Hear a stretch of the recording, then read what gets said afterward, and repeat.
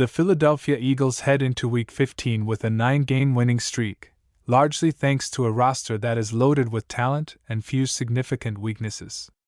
However, one position that has been impacted by the toll of the NFL regular season is the team's edge defenders. Both Bryce Huff and Brandon Graham are now on injured reserve, with Graham's triceps injury ruling him out for the remainder of the season. Despite this setback, the Eagles still have solid depth in the position, with Nolan Smith Jr., Josh Sweat, and rookie Jalix Hunt remaining healthy, and recently added veteran Charles Harris in reserve.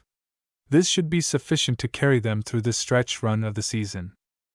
The off-season in 2025, however, poses more questions, with Graham likely contemplating retirement and Huff underperforming relative to the $51 million contract he signed last March.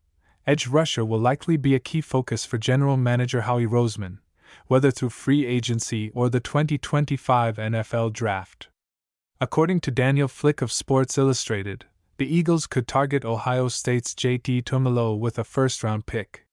Here's why this could make sense for the team. Despite their strong defense, the Eagles could still use another pass rusher, and Tuimoloau, a 6 feet 5 inches, 269-pound standout, could provide just that.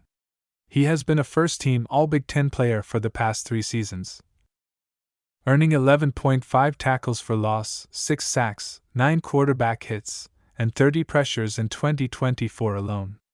His ability to set a strong physical edge would make him an immediate impact player, especially on early downs. Tuimoloau's addition would likely make Huff expendable, particularly given his underwhelming performance relative to his contract.